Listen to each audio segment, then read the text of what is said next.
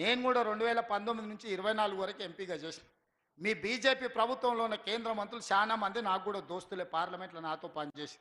ఢిల్లీలో వాళ్ళని కలిసినప్పుడు అలా చెప్తారు, ఒరే నాయన నువ్వు మాకు బాగా తెలుసు, హైదరాబాదును బాగా అభివృద్ధి చేస్తే విశ్వనగరం అవుతుంది, మాకు చెయ్యాలనే ఉంది, మంత్రివర్గంలో పెట్టి మీకు చేద్దాం అనుకుంటే మీ కిషన్ రెడ్డి వచ్చి అడ్డం పడుతుండు, మీరు అట్లెట్లు ఇస్తారు కాంగ్రెస్ ప్రభుత్వానికి, మీకు రేవంత్ రెడ్డి దోస్త్ అయితే ఇవన్నీ ఇస్తారు, అట్లెట్లు ఇస్తారు, మీ సంగతి చూసుకుంటానికి కిషన్ రెడ్డి పంచాయతీ పెట్టుకుంటుండు.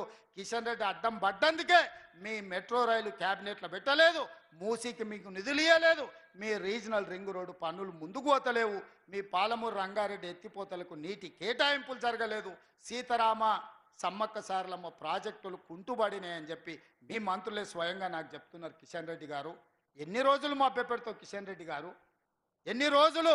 నా మీద కోపం ఉండొచ్చు, కాంగ్రెస్ మీద నీకు పగ ఉండొచ్చు, కానీ 4 కోట్ల తెలంగాణ ప్రజలు ఏం చేశారు, ఎందుకు అభివృద్ధిని అడ్డుకుంటున్నావని నేను కిషన్ రెడ్డిని అడుగుతున్నా.